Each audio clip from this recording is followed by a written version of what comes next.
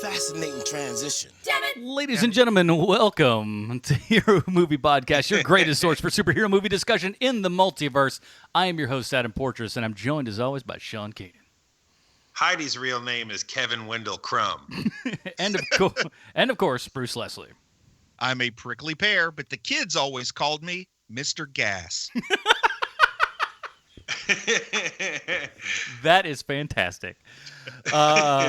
So, for those of you that've got ears, we aren't actually reviewing Unbreakable Kimmy Schmidt, but we had to kind of put that on there because it's just, it fits so darn well. One of the best songs ever written. It's so good. Agreed. I love that song so much. It's been stuck in my head for like 3 years. So, I love the show, too.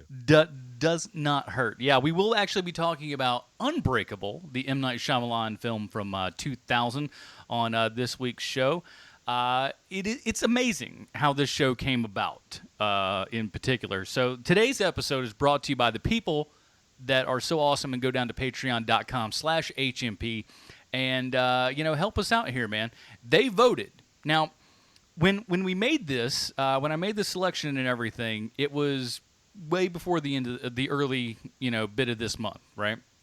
Put it out there, and here are the choices and everything. And it was tied up for a little bit. Then Unbreakable ended up winning. And it turns out that Unbreakable has a connection to another movie. Now, we're not going to talk about that on this particular show. If you're one of the patrons, you know that this is we're going to have an entire spoiler for that second movie after this show. So we want you guys to know that we know that you know that we know that you know. I think we've said too much. We've already said too much. But patreon.com/HMP will have a big giant spoiler thing on there as well. So thank you guys so much for that. We've got people that have also jumped up on Patreon here, man, and really kind of helped us out with everything. Maria, as always, I think I had her last week. We got another one here. RocketFace changed his donation and jumped it up big time. And I have an email from him I'll read here in just a second. Also want to shout out Bill for pledging in as well. He will be getting this bonus episode, which is awesome, or, with the extra stuff on it. Patreon.com/HMP. So let me read we got two things here. I'll start with the emails. This one is from RocketFace himself. Shouldn't there be a little song? Oh, crud. Here comes the post. Song. Here, let's do it live, Sean. Ba-dum. Return to Zelda. That's not how it goes. Mail's here. There we go. We'll do it live from now on. Who are you, Bill O'Reilly? Return to Zelda. Mail's here, Link. Here, I think. Perfect. You picked up on my cue like a pro. There. All right. Because it's all those years with your improv troupe. Because people would be mad if we didn't. Mail's here. All right, there we go. It took me a minute because I had to search for the darn. Oh, will you stop it already? That's what you get when you try to look. All right, so here's an email. This one is from Micah, a.k.a. RocketFace, as he's been dubbed by the good Dr. Dan Dew. Hello, gentlemen. I'm writing you today to show my admiration and appreciation for what it is that you do. Though I do admonish the crass words of Jake, I must admit that his curtly fashioned letter did bear results that I so desperately desired. So for those of you that don't listen to the Film Find, there was a guy who wrote us a nasty letter who it was a love letter, really, but it was worded quite crassly, saying, hey, do a show, you morons. And that's the cleanest way I can say it. And then we did. So he's thanking us for doing that, and, of course, this show as well. I've donated to your plight in the only way that I can comprehend, financially. Hopefully the pittance that has been bequeathed to you will be used to prolong the breadth of your program as well as multiplying its content. Regretfully, it is just a one-time donation. Hopefully you'll find it sufficient. I most certainly do. Thank you very, very much on that. Always hoping to find both of you and your loved ones happy and healthy, RocketFace. RocketFace, thanks so much, buddy. Believe me, it is absolutely appreciated. It will be put to amazingly good use. There's going to be more and more stuff coming, and I'll have an announcement at the end of the show. Yeah, and Adam's Jammy Dodgers don't buy themselves, so thank you for that donation. They don't. So thank you so much for that. That's we're at a precarious situation because I don't want to close the mailbag just yet, but this is technically it's not an iTunes review, but it's a review. So there you have it. All right. So let's read that. Still in the mailbag here. It is entitled, HMP is a Dick Grayson. This is from D. Shaw. Hello, Adam, Bruce, and Sean. I don't have the iTunes because I absolutely hate it and don't use Apple stuff. But I wanted to let you all know what I think of your show. As you may have guessed from the subject line, this email will be an equivalent of a, wait for it, Sean, humdinger. Humdinger. Yes, this will be the opposite of what Dr. Dan Do has to say about you, so here we go. In full disclosure, I'm one of the few female listeners that you have. Yep. And I absolutely love the show. I was first introduced to HMP via Bruce Leslie and his Glorious Heroes and Villains podcast. 4 years running. Nice little plug there. My husband, who truly loves everything related to comics you could think of, was deeply impressed with Bruce's pleasing baritone voice and the infinite knowledge of every comic book character ever created. Boy, she's really lathering it on here, isn't she? No, I'm just kidding. Oh, man, I got to take the love where I can get it. It's true. It's deserved. I was listening to the Bone episode earlier today myself. So he suggested that I listen because though I love the characters, the movies, and the TV shows, a.k.a. I'm a casual nerd, I knew nearly nothing about the origins of how they came to be created. So I listened and I'm pleased to say that I was hooked. The terror that gripped me when I realized that I was nearly caught up on Bruce's episodes was short-lived because I remember that he often referenced this other podcast he was a part of. Needless to say, I was immediately downloading HMP episodes, listened to my first couple of episodes, the Luke Cage Season 1 reviews, I believe, and I knew I had managed to hit another gold mine. So, to wrap things up, I truly enjoy listening to all of you. I'm amazed Bruce is able to truncate his comic book connection segment down to only a few minutes, considering how much information he truly knows about these characters. I'm in awe of Sean's ability to connect every movie and show to Sylvester Stallone, because that is genius-level commitment. And I'm excited to hear Adam do, you're pretty cool, too. No, seriously, Adam, you are the glue that holds everything together, and your reviews tend to match mine, so you're the most awesome of all. Anyway, keep it up, guys. You're all stellar, and the show constantly exceeds my expectations, and I am excited for what is to come. Best, D. Shaw. Thank you guys so much. And it also has a P.S. here. P.S. I would be very sad if you guys ever stopped drifting off topic to talk about random unrelated things, so please keep doing that. I seriously love those moments. Well, let me tell you something, Em. That's never going to happen because that's not the way my brain works. Yeah. I will always drift off, always. There will be at least 3 rabbit holes a month. I think we were all that kid in class that was just kind of like, what? I'm sorry, I should be listening to what you're saying. No, thank you. Just to set the record straight, I frequently redirected my teachers back to the topic, so I was a little different. Why does that not surprise me at all? I'm sorry, I thought we were talking about chlorophyll.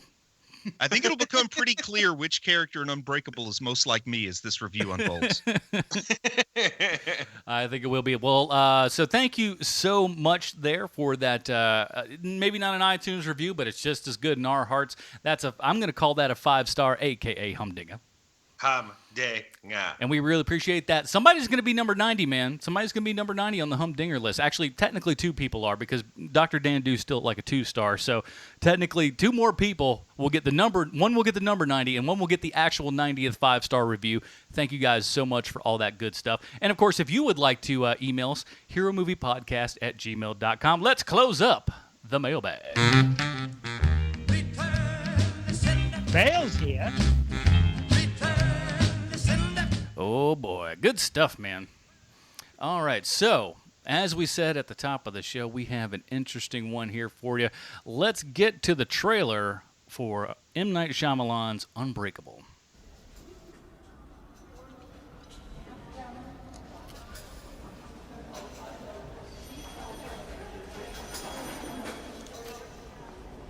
Hi. You're in the emergency room in the Philadelphia City Hospital.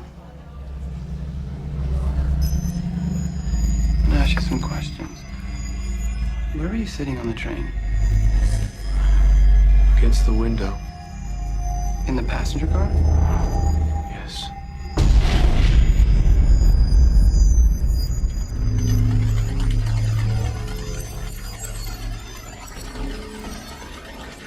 You're certain you were in the passenger car? Yeah. Where are the other passengers?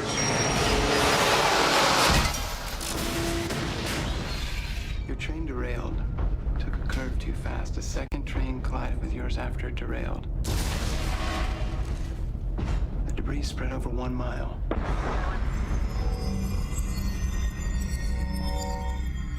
Why are you looking at me like that? There are 2 reasons why I'm looking at you like this. One, because it seems you are the only survivor of this train wreck. And 2, you don't have a scratch on you. I know what's going through your mind right now. You're searching for meaning in all of this. Know one thing. 131 people died so you could finally understand the destiny for which you were born. Are you ready for the truth?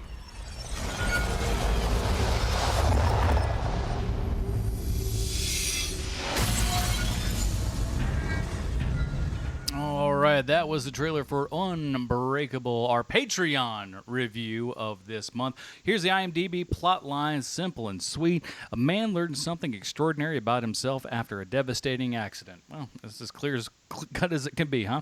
Written and directed by M. Night Shyamalan, starring Bruce Willis, Samuel L. Jackson, Robert Wright, Spencer Treat Clark, and more. Now, this is not a, not pulled from the pages of Marvel or DC or heck, even Dark Horse for that matter.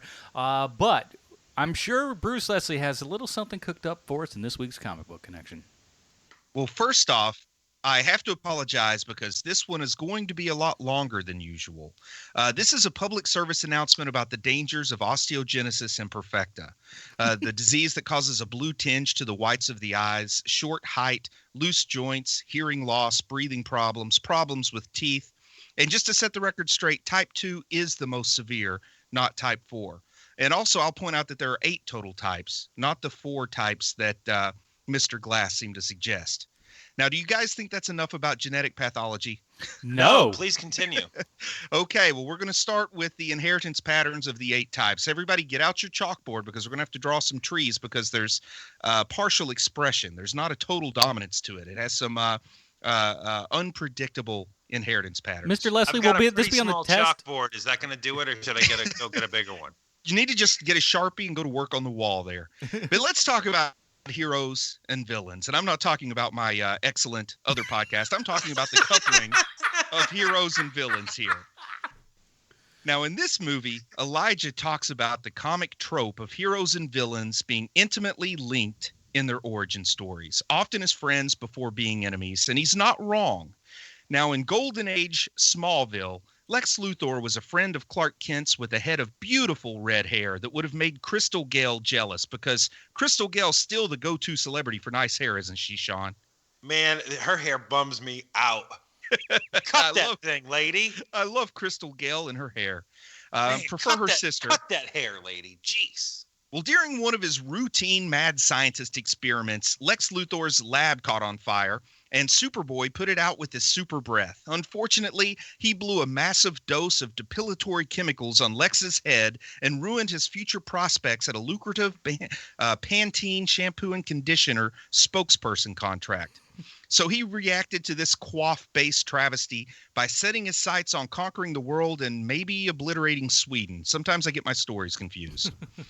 Now, there's also Kane Marco, a.k.a. the Juggernaut of X-Men Original Trilogy fame. And you may not know this, but he was the stepbrother of Charles Xavier. Mm-hmm. Kane Marco's father, Charles's stepfather, Kurt Marco, always favored Charles over his own son, and he also abused his own son, Kane, quite a bit. Now, Kane grows up resenting Charles and bullies him frequently. Kane Marco and his stepbrother Charles serve in the U.S. Army, and they're stationed in Korea during the Korean War. Thank you for your service, 4077th. But Marco finds a hidden temple dedicated to the entity Sidorak. Kane then proceeds to get the power of the Juggernaut and use his juggernautery to make Charles's life a living heck. Also, years before Oliver Queen would become Green Arrow, he was inspired to take up archery by the archer Merlin the Magician. Once Green Arrow began to become famous, the two met again as Merlin challenged the Green Arrow to a public archery contest and defeated him. With that victory under his belt, Merlin vanished for years, only to resurface as a member of the League of Assassins. Victor Von Doom famously was given a scholarship to Empire State University, where he became an acquaintance and in some versions a roommate of the other genius in school, Reed Richards. One day, Victor designed an invention to rescue his mother, which would become his greatest downfall. Reed Richards attempted to warn Victor of an error in his calculations. However, Von Doom's arrogance refused to let him listen. The machine exploded and put a tiny scar on his face and also led to his expulsion from the university and a career of villainy. Orm Curry. I'm sure this one's your favorite, Adam. Orm Curry was Aquaman's fully human half-brother, and he resented the fact that he had none of Aquaman's powers, so he became the Ocean Master, a high-tech pirate dedicated to overthrow Aquaman and usurp his throne of Atlantis. Unable to survive underwater, he made a special costume and helmet to help him breathe while he was in the ocean, and he clashed with Aquaman many times. I could also talk about the preacher that wants to kick the ever-living tar out of God, but we have another show for that. There's also the time Captain America had to take down the Winter Soldier. A former Robin became Batman's nemesis, the Red Hood. And there were also possible family ties between Sabretooth and Wolverine. People will remember that Chris Claremont originally envisioned them as father and son. But I think you guys know my favorite pairing when it comes to heroes and villains, and that's Magneto and Professor X. Eric Lesher fled Nazi-ravaged Europe to go to Israel, where he befriended Charles Xavier. There, the two debated the consequences of humanity faced with the rise of mutants, though neither revealed to the other that they were mutants themselves.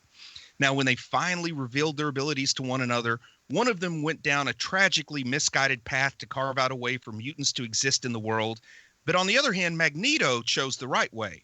He chose to meet force with force and crush the oppressors who would return him to the horrors he had survived during the Holocaust.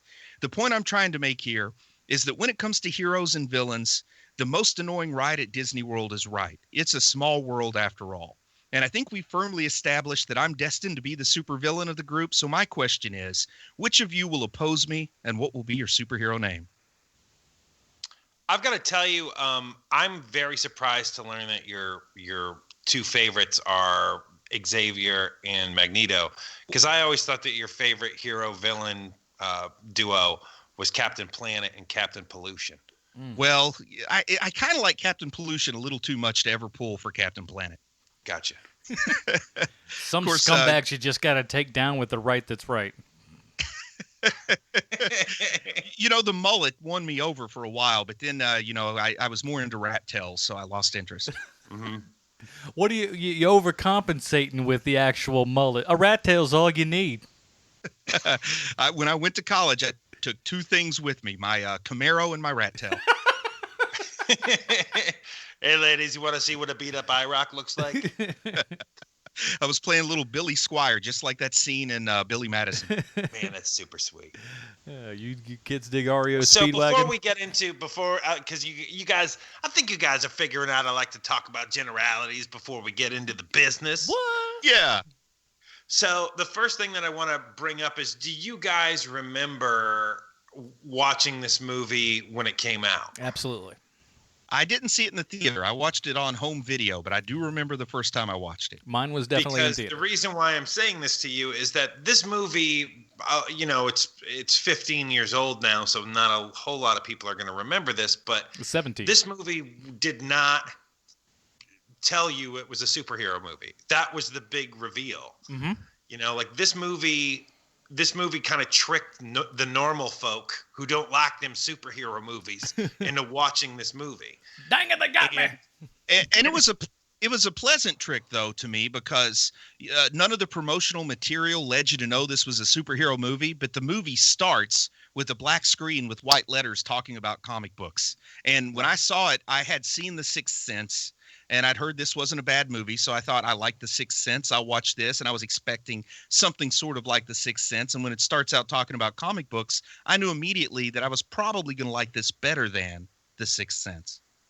And do you like this movie better than The Sixth Sense? Yes. Me too. I do also. Yeah. What about you, Adam? This still is for me, Shyamalan's like just gold standard. This is his best movie. This is the movie where everything that came after this movie made me go, "Oh, come on, man, what are you doing? Oh, come on, man, what are you doing?" Yeah.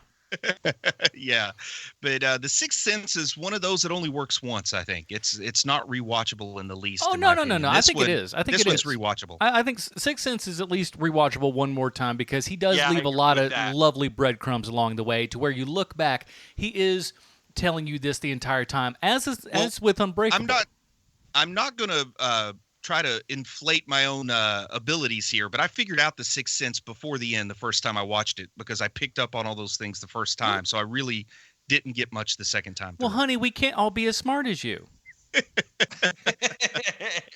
My goodness. Come on.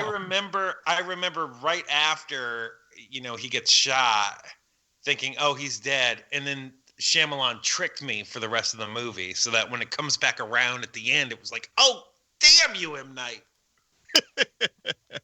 To me, that was like, I just like this. The big thing is we'll jump all around here a little bit, but this movie ended the way I wished Sixth Sense would have actually ended, because Sixth Sense has like a big giant almost epilogue, and one of the epilogue scenes is actually, well, probably like 2 or 3 epilogue scenes, but one of them is I'd hate to lose it with Haley Joel Osment and his mom in the car, because that scene is just unbelievably good. I hate to lose that, but really, we should have found out he was dead, black credits, and you're done, right? But this movie basically does that ending proper, where he really had the guts to just end it where it was supposed to end. I think we should have found out he was dead in a mid-credits teaser. Now you're just Like, just have him pop up. "Oh, guess what, guys? I was dead the whole time. See you later." Bye. That would work. It looks like that's what he's doing now. Do you think we should have warned people that we were going to spoil The Sixth Sense? Sixth Sense is almost 20 years old at this point, as is this movie. Get over it. We're showing amazing restraint with this movie, actually. I've got a general question here, too, because you're the only 2 people on Earth who've had the same kind of experience with movies over the past 2 weeks that I have. But did you guys see a lot of parallels with Greatest American Hero when you were watching this? Because I kind of did. That's funny, man. I did. I did. And I think the only way you would possibly do that is to watch the 2 movies sort of back to back the way we did. But I started seeing it. Now, if he had given him a suit, it would have. Aliens gave him a poncho. Ooh, there you go. Aliens gave me this magic poncho, but we have lost the directions for it. So no, good luck. it has the directions, but it's written in alien, so he doesn't know how to read it. And it's, at the same time, it's a PSA for literacy. Because we have Elijah, a.k.a. this movie's Robert Culp here. I mean, there's a lot going on. Yeah. The kid giving him some instruction on how to do things. Hey, look, it's not far off. But I'll say this. I want to go on record as saying Robin Wright's great, but she's no Connie Selica. I don't know that. Man, I totally disagree with you. I'm just sitting there the whole time. I'm just going, she's always been great. Man, she's an amazing actress. She's quite easy on the eyes, and she's dynamite. Yeah, but I'll never forgive her for the way she played around with Forrest Gump's emotions. Well, that is true. You blame. That is true. She's terrible. She's probably the worst character in all of moviedom. But man, she's also wasn't she Princess Buttercup? Yeah. Yes, she was. Mm-hmm. So I mean, my goodness, that's some holy ground there when you've been in The Princess Bride. Quite her and Andre the Giant, 2 of the greatest actors ever. The other thing that was surprising watching this movie is how many people are in this movie that are like good actors in their own right now that are just have small parts in it. Mm-hmm. Like seeing Michael Kelly as the doctor at the beginning of the movie. Oh yeah, it's like, oh wow, man, like wow. Yeah, you sit back and you just go, oh yes, he was once a very little known character actor, Michael Kelly. Now he's just blown up. Even the lady that played Elijah's mom was killing it for the small time she was on screen. She was unbelievably good. And I noticed her last name was Woodard, and I didn't know if maybe she's related to Alfred Woodard or not, but she kind of really killed it for a small role. Have you looked it up? I haven't looked at anything up other than what her name is. I don't know. Anyways, but while Sean looks, I'm looking it up right now. while Sean looks It's that not up, actually- no, it's fantastic, and we'll even talk about, because I checked out the Blu-ray here because there were some questions on Twitter, and we'll even talk about some of the deleted scenes, and she's in one of the deleted scenes as well. No connection to Alfie Woodard. There you go. Now, one of the reasons I didn't look it up is I was reading just the cast and stuff on Wikipedia instead of IMDb, and under the plot description, it described Elijah Price as a comic shop owner, and I got so angry I busted my computer, so I haven't been able to look anything up. And it tossed it across the room, and that was that. So it's over now. But he's definitely not a comic shop owner. Okay. Definitely not. He would be very upset to hear that. Good. Yeah. And, the weird part, too, is that the guy, and the guy towards the end of the movie with the orange suit on that Bruce Willis, saves the people from, that dude, I know that dude. I've worked with that guy. His name is Chance Kelly, and I couldn't believe it because I haven't seen this movie in 10 years. And I worked with him for years on Homeland. And so to see him in this role, I was like, oh, my God, you're kidding me. He's a really great guy. I like that guy. Okay, I was hoping you would say in real life he was exactly like this character. Yeah. Hey, has anyone been to Chance's house yet? Do we know? Do we know if it's his house? He just kidnapping broads left and right. You know how things are. No, he's the nicest guy. It was just really shocking to see, how different my life is from when this movie came out to right now. It was like, wow, I can't believe it. And I guess we also all agree that at the root of it, this is Elijah's story, not David Dunn's, right? Well, all good comic book stories are the supervillain. And he is the character I definitely identify with the most, so I think that helps. Again, you're also, evil incarnate. We all know that, so that makes total sense.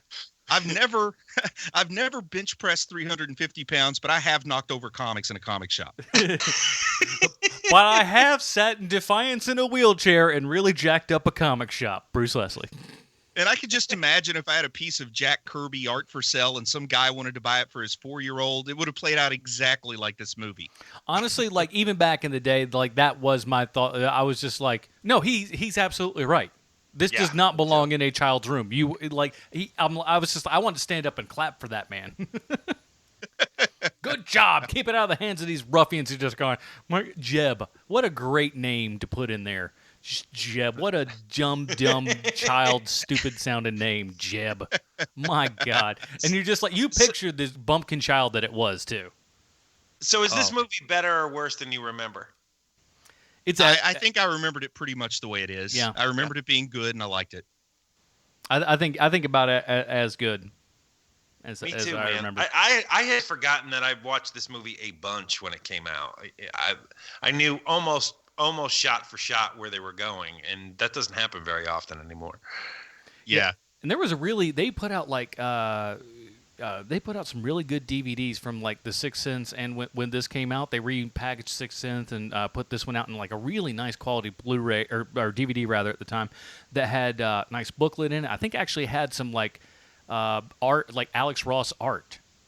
What? Done as if memory serves. It may not have been Alex Ross, but I feel again, this is a long time ago at this point. But, yeah, I just looked it up. It was some guy named Greg Ross. Ah, shucks. So close. But and part of me also kind of, and again, this may just be my mind smashing things together, but Alex Ross is in on a special feature of the DVD as well. Talking Very about nice. talking just about comics. There's a comic I wonder history thing. I wonder if he did the actual art that they used in this story. It 'Cause does it look like his artwork. Yeah, and because like the Active Comics, I don't know where they got the inspiration for that title, but that could have been Ross, especially when they had those pencils. I mean, somebody knew what they were doing to have the pencils on Bristol board up in the museum there. That wasn't just something put together by some idiot from the art department. Well, they are in the art department, Bruce. Well, here's the other thing that I wanted to bring up as a generality is that the production designer on this movie in particular is so terrific and so thoughtful, and it's amazing when you're watching in the background on this show because David Dunn's colors are green, and everything around David Dunn is green, and everything around Mr. Glass is purple. Well, the purple was actually chosen by Sam Jackson. Yeah, that's he right. loves purple. And so whenever you are seeing a David Dunn scene, you're going to see a whole lot of green in the background. Whenever you see Mr. Glass, it's a whole lot of purple. But when they are in the same room together, it is purple and green all the time. And it is so thoughtful and so well done. And once you see it, you can't unsee it. Like, it's one of those things. Mm-hmm. And I just enjoyed the hell out of looking at the backgrounds in this movie, which is a movie that I already loved. So, it's like another added nicety where you're just like, wow, he really was firing on all cylinders for this movie. And even from the beginning too, just something about the craft of filmmaking, not about the story, not about the acting, but I just love that it's like the second scene of the movie, I guess, where David Dunn is sitting on the train next to that lady, and the camera shot is between the two seats in front, like from the eye line of a 5-year-old, and it just angles back and forth smoothly from face to face as they talk. That's just something I hadn't really seen done much, and I loved that, and it really gave it that personal feeling that you need for a story like this. Well, the other part to this too is that he really seems to know what he's doing in this movie in particular, where it's not really quick Michael Bay cuts that I hate. He takes his time with everything. He's telling a story. There's not a ton of dialogue in this movie. You're right. There's a whole lot of slow panning shots. There's a lot of dolly. That scene where he's in the basement lifting weights. I mean, how much dialogue is in that basement? And maybe half a page. Yeah.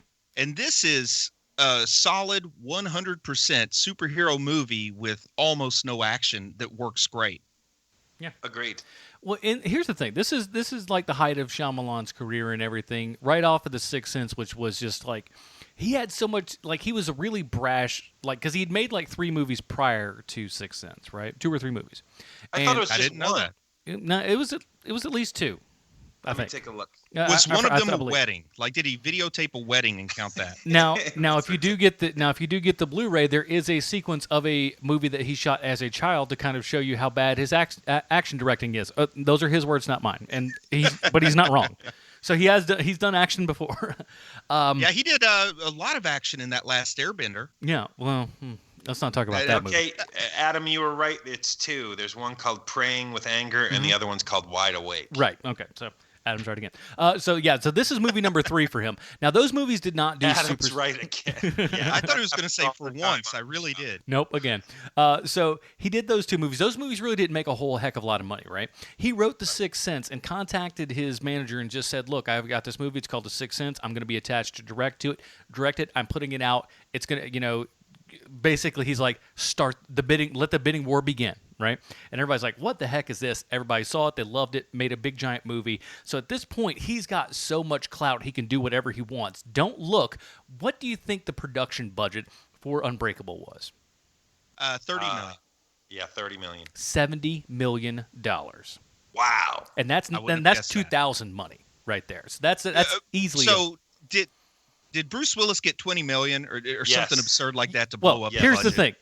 Here's where all that money went. It went to Bruce Willis, it went to Sam Jackson, and it sure as shooting went to M. Night Shyamalan. Yes.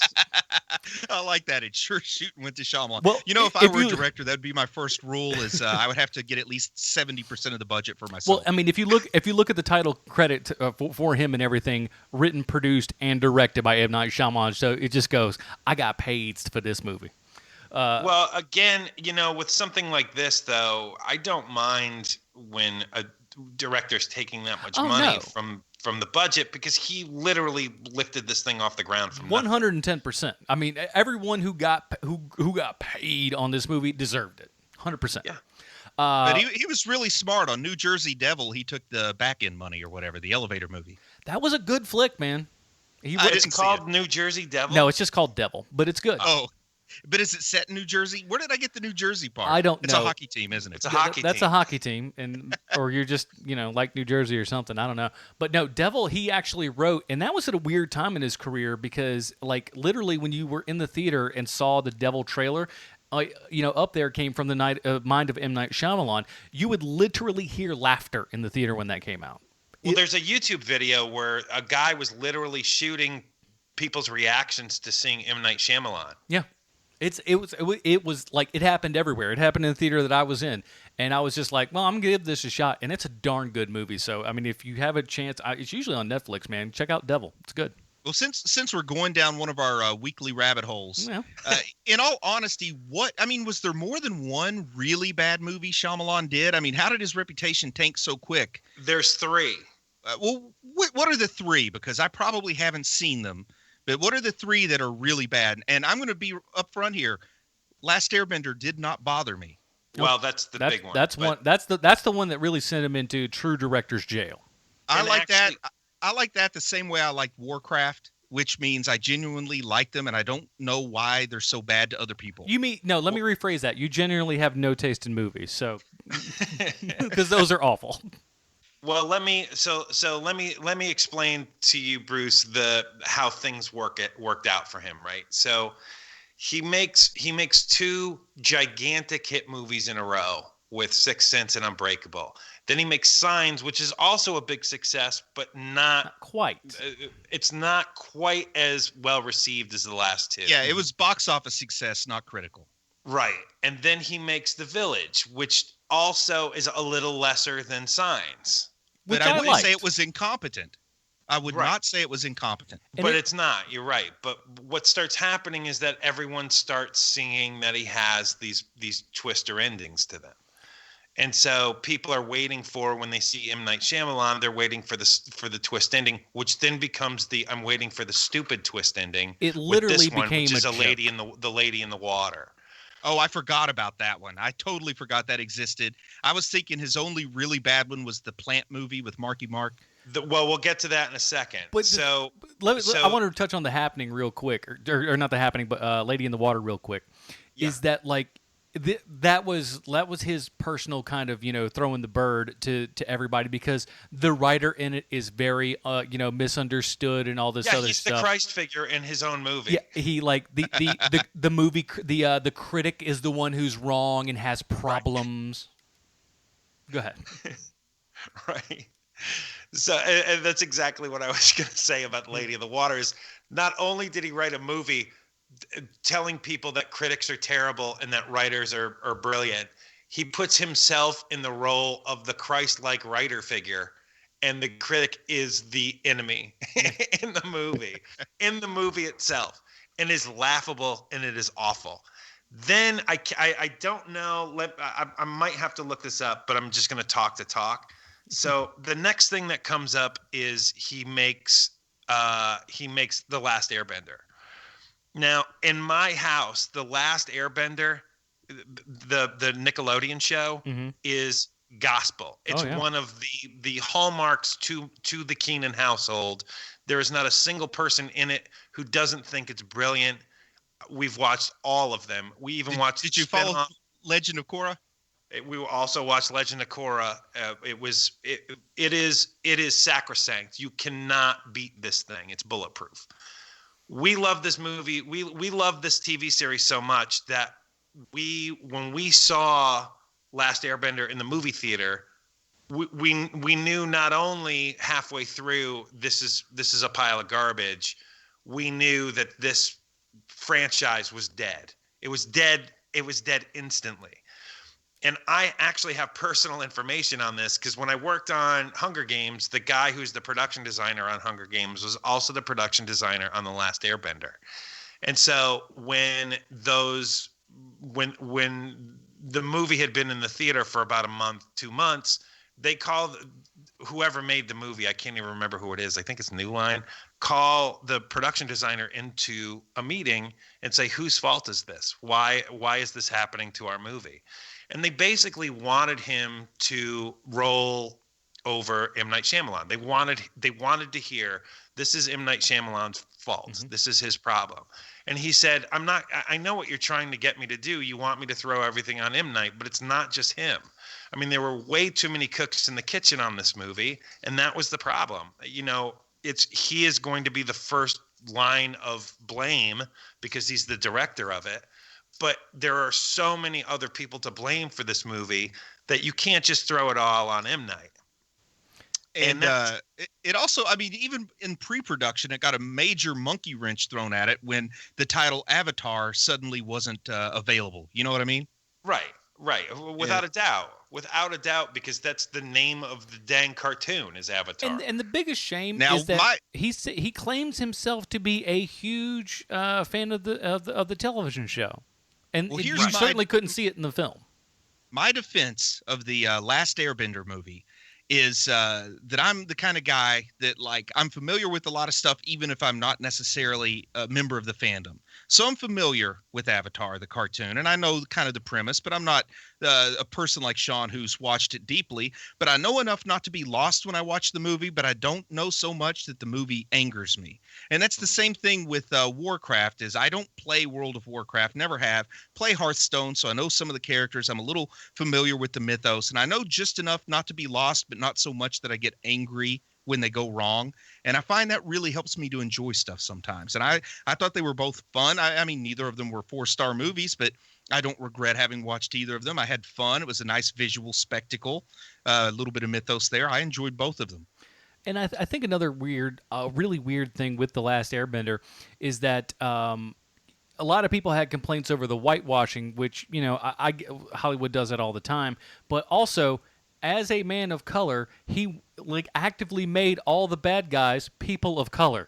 I know. And I'm like, dude, come on, bro. Seriously. I mean, wasn't he himself the firebender?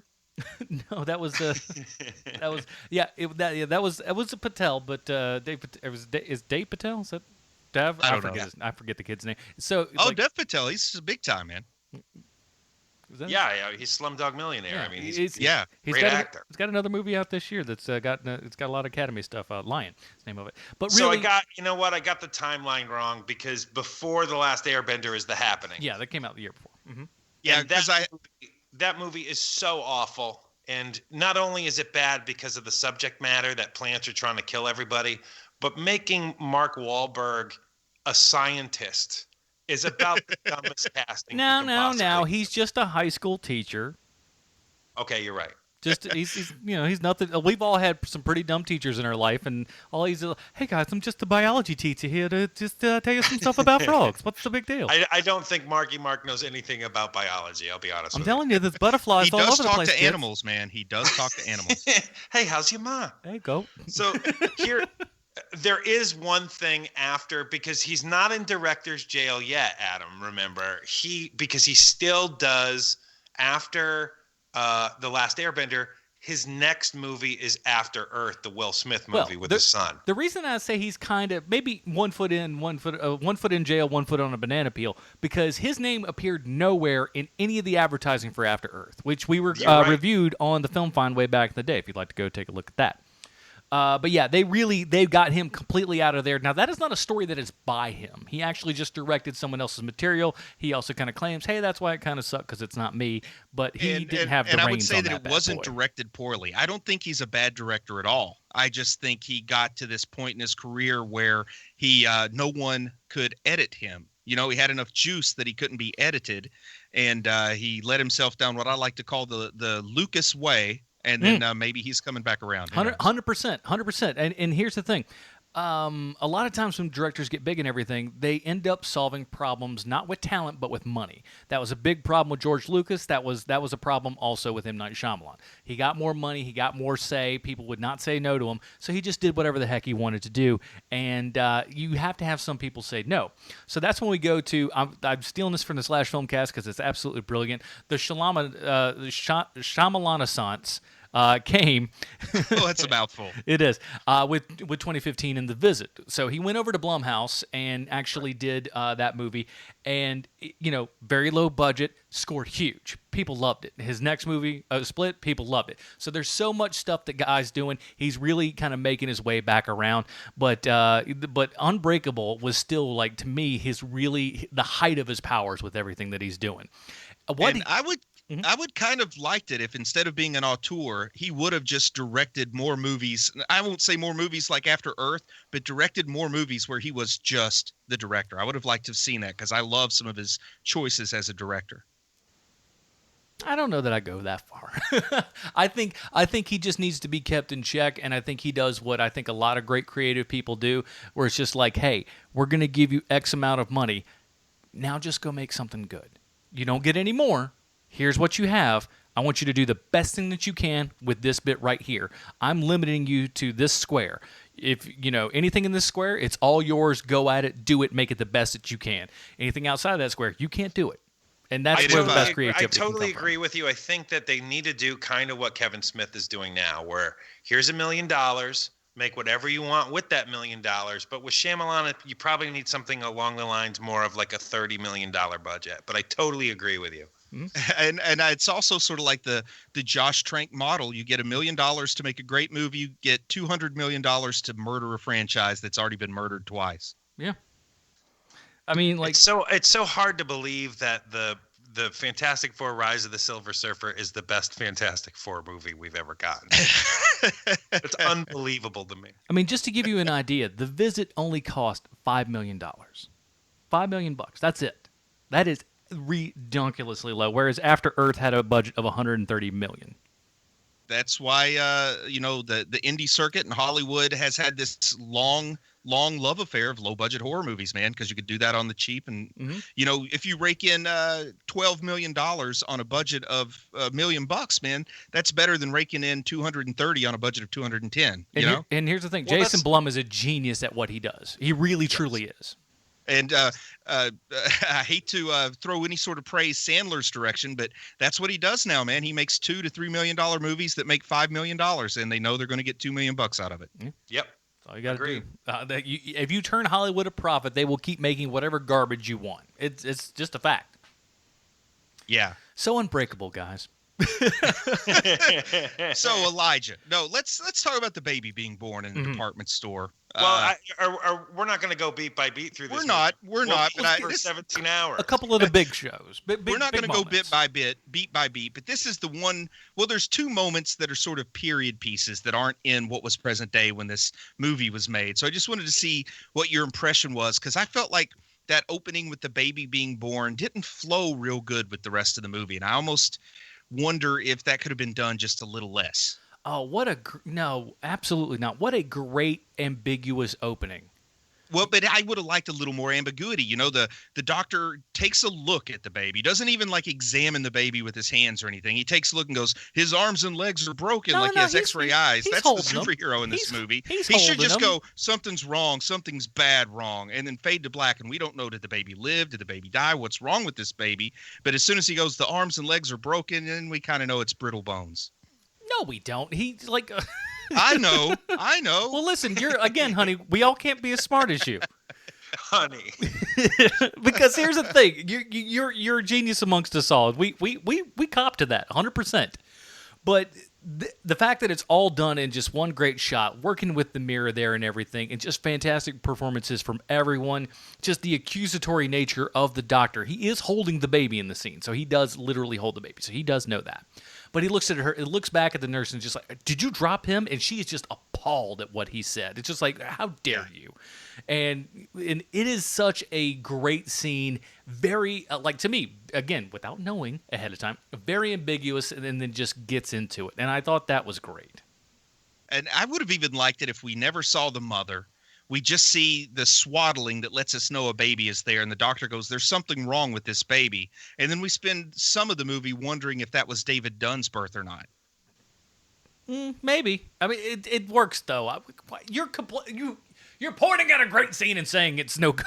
What's wrong with you? You're a madman. On the other hand, man, I really love the part where the camel passes gas in Phantom Menace. Didn't you though? That Bruce Leslie. He's a connoisseur, isn't he? Well, see, you guys got a chance to set me straight. And then the other period piece that I liked a lot better is when Elijah is at the playground and Mom gives him that Act of Comics #1, and that whole moment I think really shows off the talent of that actress that played his mother. And then also I like young Elijah there at the same time. I like the idea that she's bribing him with comic books to get him to interact with people a little bit, and sort of explains how comics became so important enough to really derange this guy's perception of reality. Here's the big thing that I want everybody to because I know this conversation is going to make people want to go back and watch this movie again, because it does. When you start thinking about it, you're like, gosh, I got to watch that movie again. And I was stoked that the Patreon people picked this thing, man, because it's such a good movie. But this is a movie all about framing.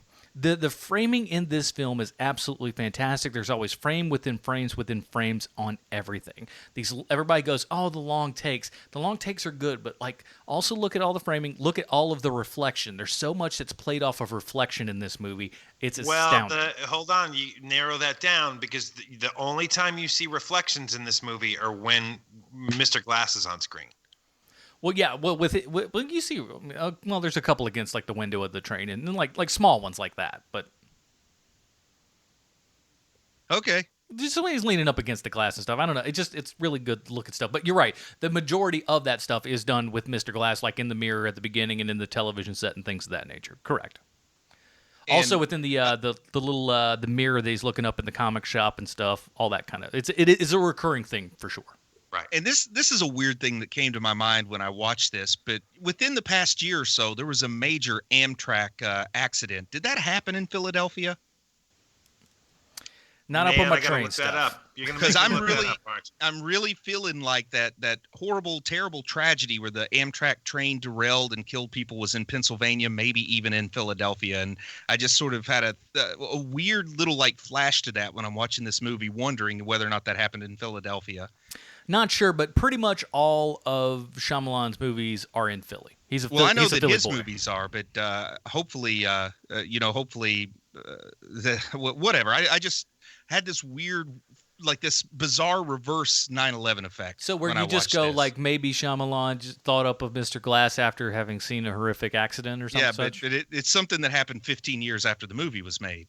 But then it started to make me wonder if maybe people in Philadelphia would not want to watch this movie now. Especially if I'm right about where the Amtrak accident happened. But anyway, so when we I'm trying to think about the next thing that really caught my attention on this, and I think that I'd like to talk about this loveless marriage. There are movies that do this sometimes, and nothing makes me feel more uncomfortable than feeling like I'm living in the house with this couple that their marriage is over and it's swirling the drain and they just haven't done anything yet. Let me tell you, 2000 Adam versus 2017 Adam, this is a different movie. Yeah. Well, I've been in this situation. We've all been in this situation before. And man, that is more miserable than the death of a loved one on screen, to just sit there and have that emptiness, that despair, that just dead relationship that nobody has buried yet. Here's the nice part. It was 2015 when the Amtrak crash happened, by the way. Ooh. I was trying to vamp and look it up at the same time, and it was a Philadelphia derailment. Yowza. Yeah, it was. So I'm sure that there were tasteless people who probably mentioned this movie at that time. I wouldn't doubt it. But here's the nice part about their relationship and everything. It is wildly underplayed. Like they don't it's two people aren't shouting at each other. They're not having big, horrible, arguments or anything. It's just everything is gone. And that's such a great point to play. Yeah, all that shouting is already over and done with. Yeah. This is just a matter of, to be honest, neither of them can afford to move out just yet. Or more specifically, she doesn't think she has to move out, and he can't afford to move out. Right. Because, she's making the money. He's a security guard. She's a physical therapist. She's paying the bulk of the bills, and he feels trapped there. And that's why. And that's when, with the train accident, he was coming back from New York on a big giant interview that he went on. So that was the big thing. But it doesn't feel like he's going to get it, and so it's still kind of trapped there, so to speak. And maybe there's a part of me that's just wickedly dead inside. But at the end of the movie, as the resolution of the movie, despite all these incredible things that we've seen, I would have liked to still see him moving out, and even becoming a superhero wasn't enough to save that relationship. I think it would be interesting to see that, but I'd also like how they kept it very kind of open. Could be anything. You're left to put that imagination to work, or it either ended happily or as we say, ended Bruce Leslie. Yeah, where everyone... I just would have liked to have seen that, and then because that would be the last. Say there were, and I'm speaking in theoretical terms. Say there were another Unbreakable movie. The one thing that would hold him back from fully embracing his character, his superhero persona of Poncho Man, would be the fact that he does have that wife and kid. What if he said his name was like Pancho Verde or something, and like he Pancho Villa, yeah, yeah, that's it. The Verde's like salsa. I'm hungry. I clearly. like to think of him as the head poncho. Head poncho Although, in charge. I think Pancho Verde means green poncho, so that would have worked. All right, there you go. It would. Look, oh my gosh! Again, Adam is right again. Everybody, Patreon.com/HMP. Like 15 years, everybody. Stick around. Will he get the hat trick? Oh, let's not push our luck. Is the loveless marriage kind of a theme that Shyamalan returns to a few times? I seem to remember, that maybe things weren't going so well between Bruce Willis and his wife while he was still alive in The Sixth Sense, and that's part of Robin Wright. And that's part of how they play off that we're not supposed to notice that he never talks to his wife in ghost form because he wasn't talking to his wife before ghost form. Yeah. Oh, right. And I just kind of, just that feeling of despair. I don't know that anybody does it any better than he does it here in a movie that's not what the point of the movie is. Mm-hmm. There might be a movie all about a bad marriage that does it better, but nothing is good. I've never seen a superhero movie do it this effectively. No. That is a really good point, Bruce. I never thought about that before. It really is. I mean, there is so much despair in that house. And it makes me wonder what kind of home life Shyamalan had growing up. I don't know anything about his personal background, but he seems to have been really affected. Maybe his parents lived this horrible, loveless marriage for years for his benefit or something. I'm not looking that up. I could be wrong, but if memory serves, his parents were pretty present and like. And again, this is all going off of memories that are like easily 15 plus years old. I think he's actually a Christian as well, if memory serves. I know it's not very often for Indian people, but it happens. Hey, my dad's a Christian, been married 4 times, so you can see how bad marriage. Well, I'm just saying from what I remember. I'm not judging. Okay. I'm not saying those things are mutually exclusive. Let me rephrase that. That I didn't mean. He's really rolling along on that Adam is right thing tonight, isn't he? I did throwing things around like they're fact. I did. Hey. Both of the parents are still very involved with the little boy, just not at the same time. And I just seem to feel like some weird feelings of deja vu. Like I had friends and their parents seemed like they were always at everything, and then as soon as the friend graduated high school, moved out, boom, those parents were gone. Yeah, they only stayed together till the kid was old enough that they could leave each other. Yep. And some that I know that probably still should, but it is what it is. Yeah, my parents are 2 of them. They should not be together anymore. It happens. Oh man. But no, it's done really, really well. I love that relationship, and this and it says a lot too, because the son is kind of floating back and forth. He's sleeping with his dad and stuff, and mom's downstairs, and so it's all spatial. Everything is shot in very kind of like the drabbest of colors. It's lovely. Seeing the kid from Unbreakable on Agents of S.H.I.E.L.D. last year was such a surprise, or maybe it's second year. So such a surprise, and a good one too. Now, something we got to talk about before we run out of time, because I know we got questions about it like via Facebook or whatever. Let's talk about the weightlifting scene. Okay. Oh, it's the best scene in the movie. Do you? Is it though? Yeah. I love it so much. Okay, well, I'll let you guys tell me. It's such a dirge. This movie is such a dirge, Bruce. Like, think about how joyless the last couple Superman movies have been. You know, where there's nothing fun or funny about them. Him in the basement, that is such a great scene. I love it so much. I do love that they, what does a full bucket of paint weigh? 8 pounds? So he puts an extra 32 pounds with the paint buckets on it. That's kind of a nice touch. Like, at that point, do you really need the paint buckets? It was so great where it's just like, but it leads up to a good line before that. But before that, it leads to the good line of just like, what else can we put on? And then that's when you have the straight cut and it's duct taped on there onto the bar and everything to make sure it doesn't fall off. It's really wanting to push that thing. So I like that. I just wish they'd pushed it just a little bit more. For me personally, I would have liked it better if it was 500 pounds instead of 350. Okay, so you wish it was the deleted scene that was in this movie. I haven't seen the deleted scene, but tell me all about it. Okay, so there's a deleted scene that's on the DVD and Blu-ray and everything where he kind of wants to push it a little bit further. Now, the reason that this scene doesn't work, and it was very smart they pulled it out, was that he does it. Obviously, we know his job is security at the college football facility. And so it's after a game or a practice or some such nonsense. I think practice from the looks of it. So after practice and everything, everybody's in the weight room. They're all giving each other high fives, slapping each other in the butts, doing what football players do. All right? And so he's kind of watching everybody, but everybody's kind of towards the door. He decides, hey, I'm going to go over there. Why he does this when so many people are around is just beyond my knowledge. But he goes back to the weight bench there and puts on approximately 500 pounds, as he mentions, under his breath after he did it. But stacks up all the weight and everything and does, 2 good reps, just as always. And of course, everybody in the room has quieted down and is looking at him and was like, "What the heck is this?" He's like, and you hear somebody in the back, "He lifts more than you," and all that kind of crap. It's kind of unnecessary because you've already done it.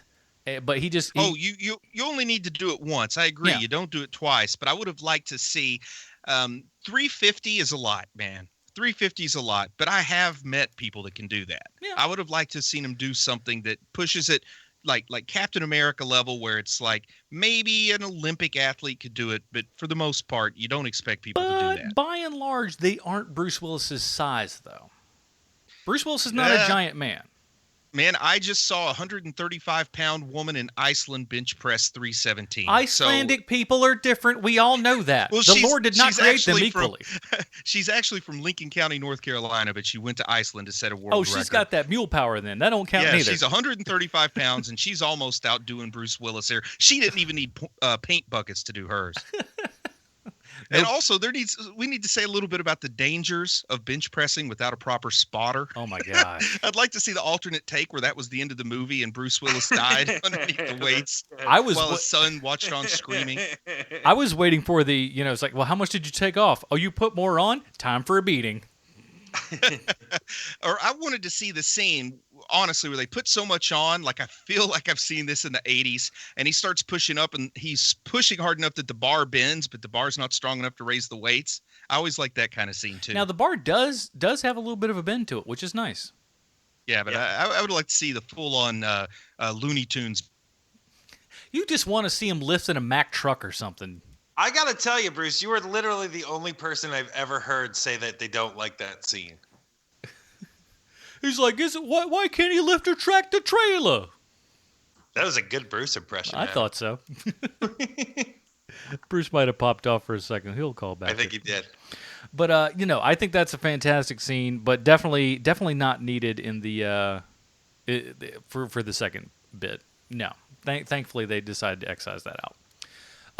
So I think after that, the big thing to me is probably. Let's see. I kind of want to go in order here. I don't want to skip out too much. Again, we talked about the art scene, him just yelling at the guy. That was fantastic. But yeah, I thought it was really. Okay, am I back? Yeah, you're back. Yes.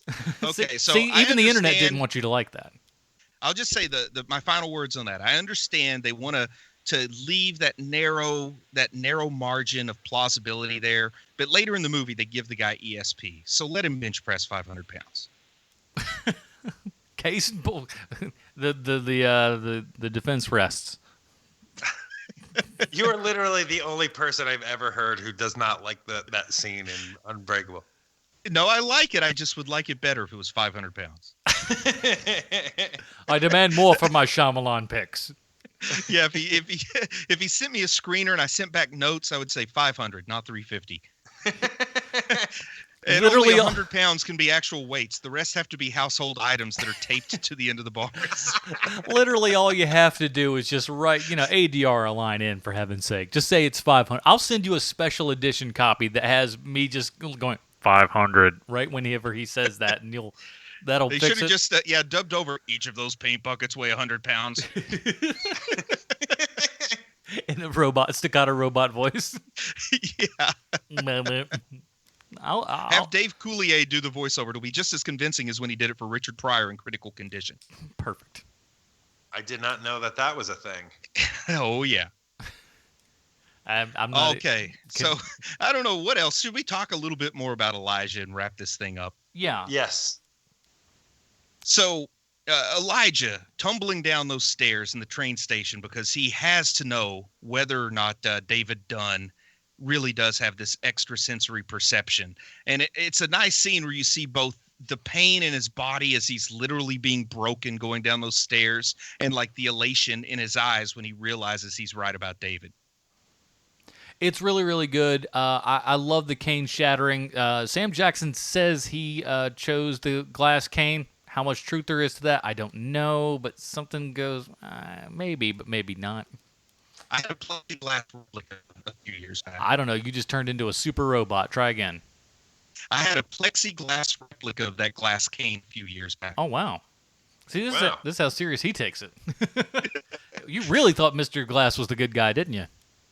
Oh, yeah, man. He's the real hero of this movie. But, no, go ahead. And, just a little bit more about Mr. Glass. When he creeps on Robin Wright, I mean, there's no way in a city as big as Philadelphia he was randomly assigned her as his physical therapist. I mean, he's targeting her, and that whole creepy and rocks the cradle kind of turn of events is really nice too. Mm-hmm. It's surprising to me that there were people who didn't realize he was a villain until the end, but I guess they're out there. Yeah, it's really weird. But the oddest part to me about all of it is really kind of looking back and kind of thinking, how did we not see this? There's so much of it where we're just like, well, this is plain as day. Like watching it back, you're just like, how thick were we in 2000 to where?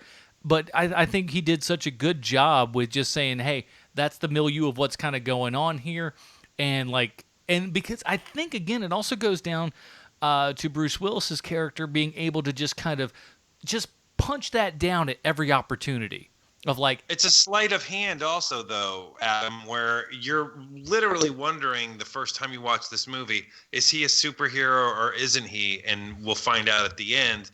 So you're not paying attention to what Mr. Glass is doing. Mm-hmm. You're paying attention to David Dunn. Right. And so, you kind of give Samuel Jackson a pass on all that stuff because the character is weird and Samuel Jackson likes playing weird characters. So the first time that you're watching that movie, you're not thinking, oh, he's a mastermind. Like you're just thinking, oh, he's an eccentric guy and he's looking for superheroes because he owns an original artwork store. And has a Maurice Moss haircut. I was thinking Frederick Douglass.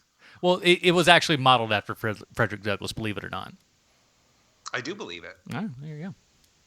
Another fun fact from Adam. So the last big scene in this movie is him saving those people. Saving the people in the house and him brushing up against. But and I'm blanking on the actor's name now. Sorry. The guy who's the janitor at the station, Chance Kelly. Yeah, he brushes up against Chance Kelly's character, who's in that orange suit, and that guy has clearly taken hostages, and he might have killed people. We're not sure, but he's been living in that house, and David Dunn goes to save the kids who live there. It's really good, and again also shows like the great, because we've established again earlier in the movie his kind of problems with water and everything, but also another great thing that he does, save for one scene where we flash back to him in the car accident when he was younger. The majority of the things that are in this are just told to us. We don't have, and that's such a bold move to really sit there and just go, the spoken word is going to tell you all that you need to know about this. And just to be able to sit there with that and just have that be it shows a level of restraint that most people, especially people of the magnitude that he was at this particular time, is kind of astounding. Well, the other part to it too is think of the onions that you have to have, that your second movie up does not have a classic 3-act structure in it. Mm-hmm. Because this doesn't have it. This is literally the first act of a screenplay. And so he takes his time. I love the end of this movie also. It's one of my favorite scenes, and I totally forgot about it, where, he's reading the paper in the morning and his son comes in and he slides the paper over. So his son can read the headline. Like, that is just a really, really great scene to me. And such a strong performance out of both of them. And not a word said. Oh, it's so good. Again, it's that being able to sit back and have the courage to do all that, and, is, again, unfounded of somebody that would be in that position at that time. And I love the way the artist drew Poncho Man there. Oh, so good.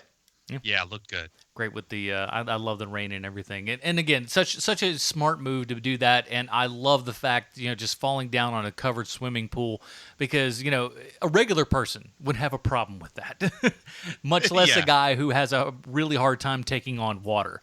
And I like that we have the girls that he kind of rescued there, throwing in the pole, helping him out and everything.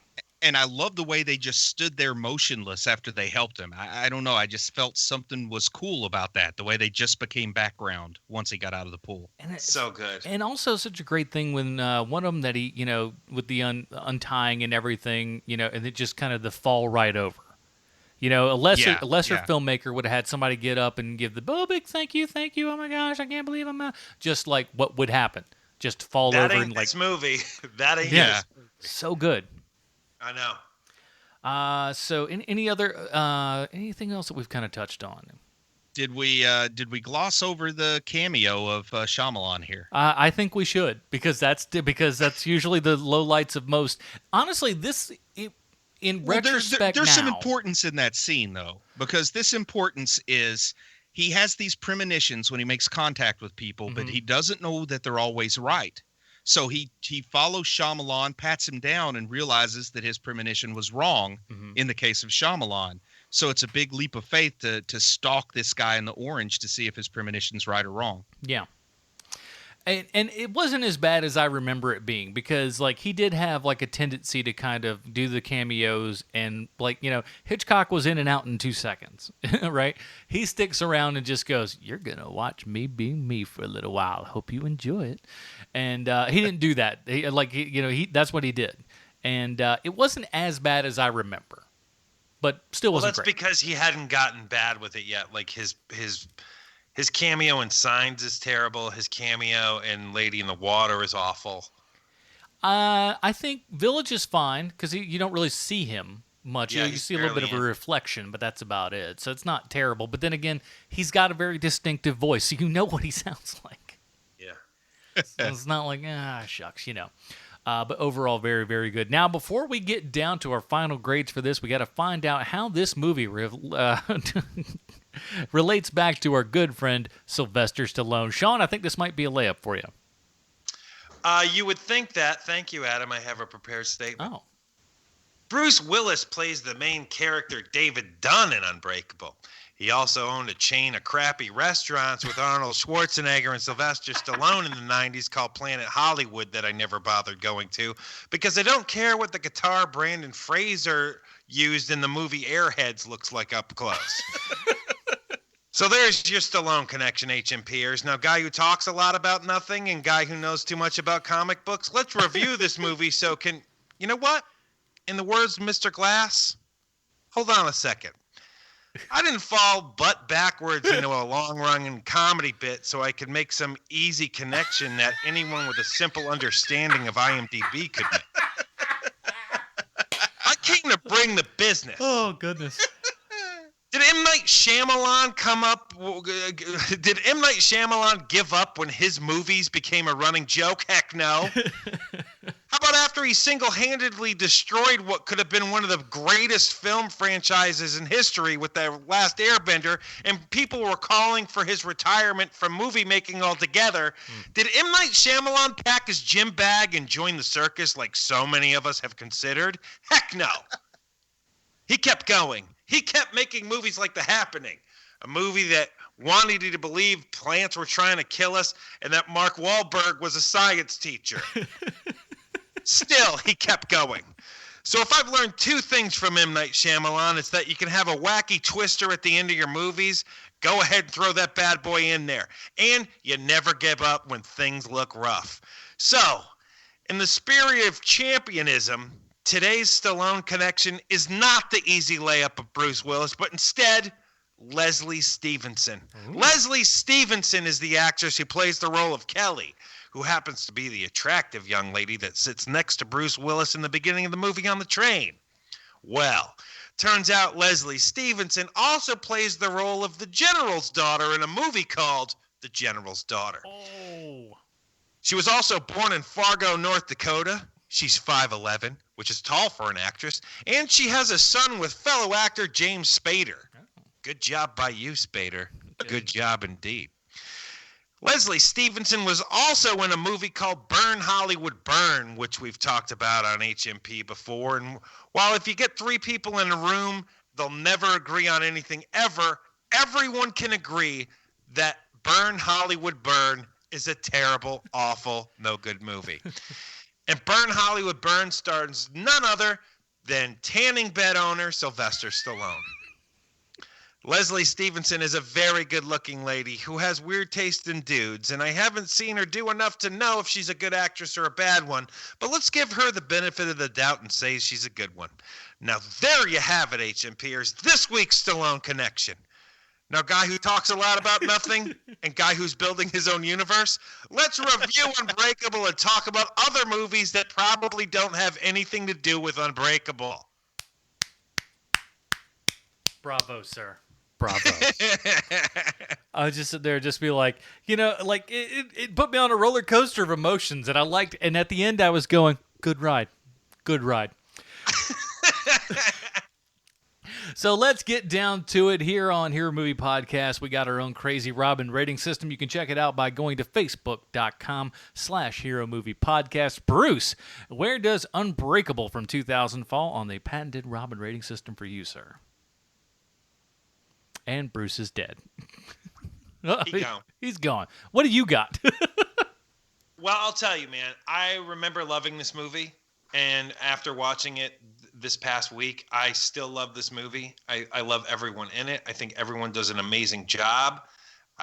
This is Shyamalan at his best, which is what makes it so sad when he just kept making terrible movies over and over again. Mm-hmm. But, so did George Lucas. Mm-hmm. So I think, I don't know if this is going to be considered like a wow, really? But I've got to give this a Dick Grayson. This is one of the best superhero movies ever made, in my opinion. Yeah, absolutely. Cool. Bruce, what do you got? I've got to give this a Dick Grayson, despite the fact I wanted 500 pounds, despite the fact I wanted more ambiguity at the beginning. When I have to get that ridiculous to point something out, that means it's a darn good movie, and it's a different kind of movie. It remains a different kind of movie. There haven't been a bunch of copycats. It's a special movie, man. I'm going to give this the Dick Grayson. Absolutely. Dick Grayson's all around then, gents, because this movie, nice. it held up so darn well.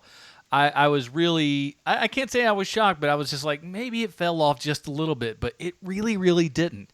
And it just shows what you can do, when they kind of let you do whatever you want, And he really was at that point in his career, and I think he's getting back there. because he's Yeah, doing I some hope so. he's doing some low Me budget too. stuff that's really starting to get there. His last 2 outings were really good and stuff. So I'm excited to see where this guy's career goes after this. So good stuff. Maybe Fantastic Four is the next thing he'll do. Well, he does say he does say he wants to direct at least an episode of Stranger Things. That was kind of You on would his be radar. great at that. That's perfect. Yeah, it would be up his alley, I believe. So a lot of people are like, no, and now I'm just like, why not? He's kind of redeemed himself, and He's a really good director when he doesn't have like his "I'm the Prince of all movies" crown on. And he's working hard to bring back Tales from the Crypt, I believe, which is another comic book property. Now, he may be screwing that up in the fact that he said there's going to be no Crypt Keeper, and if you have no Crypt Keeper, what in the wide world of sports is the point? But okay, sure. Just interesting, twisty stories. Bah. Well, he did, and it was great watching the Unbreakable special features there, and, like, he basically does go, like, look, I love the Twilight Zone. I just do that kind of stuff, and I'm like, yeah, you do. Absolutely. Yeah. And very in many cases, really darn well, too. So next week, we had a big debut here on the CW. The CW is sure shooting as we think, oh, they've really tapped all the comic book stuff that they can. The CW says, oh, really, fool? Watch this sucker, and then plops another one on you, and you're like, gosh, well, I guess we have to deal with another comic book show. So we're going to be reviewing the first 2 episodes of Riverdale next week. So, Archie, Jughead, and the gang are all back, and we're going to be reviewing that. I think we're going to have, we talked about it a little bit, but I think we're going to have very differing opinions on this as well. So if you actually watch those episodes by the time that you, before we do the show and everything, email us, heremoviepodcast@gmail.com. Let us know what you think of that. We'd love to read it here on the show. Until then, Sean, where can we find all of your work on the internet this week, sir? You can find me on television at Cinemax with the show Outcast. Oh. And you can find me on Twitter at Hero Movie Show. Very nice. Mr. Leslie? Well, there's always heroes and villains. It's been mentioned a few times. Chubby Wizard. But more importantly, guys, go to Amazon and pick up my 5-star rated debut novel, Dragon in the Needles. The ebook is $1.99. You can't beat that. If you want to get the paperback, you can go to chubbywizard.com. There's a link to order it. You can order the paperback from Amazon. And, of course, iBooks, if you do the Apple thing, also has Dragon in the Needles. Read it and let me know what you think. Please, people. Very, very nice. And, of course, the Film Find, we're back up and running there. We got the Resident Evil movie coming up this week and much, much more. Thank you guys for that kick in the pants and everything. We're getting back into the game, man. And speaking of back in the game, I'm not only going to give you the Film Find, I'm not only going to give you H&P, I'm doubling down with everything, man. So starting next Monday, at, fingers are crossed that it's going to be at noon. I think that's about the time I'm going to do it. 5 days a week, I'm going to stream an hour's worth of content in a news show. And hopefully I won't, run out of stuff to say. But Impossible. I will tell you that is that is absolutely naturally impossible for you to do that, Adam. Who, little old me? But it's called Nerd Talk now. You can look us up on Twitter, Facebook, and all that kind of good stuff. But I'm going to be streaming on Twitch, so it's going to be live video. It's going to be me talking. Hopefully, eventually, I'll get in some guests, some other things. But it's going to be a roundabout kind of nerd everything, whether it be everything from comics to video games, movies, whatever it is. I want to have fun, man, and that's what we're going to do. A video component. Yeah, I'm gonna be streaming video right onto Twitch. We're gonna put it up on YouTube later. You're gonna get a regular audio podcast as per usual. Maybe make me part of your day, man. Tank top? Not yet. Okay. I have lost a little bit of weight, but it's gonna be a while before Adam gets into a tank top. I'll tell you that. I was just trying right to now. sweeten the deal for people. What about a tube top? Tube top, yes. Halter top. I always said, man, this is, me and a tube top and a hockey mask. That's all you need for a good date. Beats the heck out of me. So Nerd Talk now. Well, I'll keep you updated on everything. So that'll start next week. That is it, everybody. Thank you again so much for listening. If you're part of our Patreon people, stay tuned for our kind of little bonus review after this and everything. Until then, for Sean Keenan, Bruce Leslie, I'm Adam Portrais. Stay super, everybody. Goodbye, Marty. You need it. Unbreakable, they alive, done it. It's a miracle. Unbreakable, they alive, done it. With females all strong and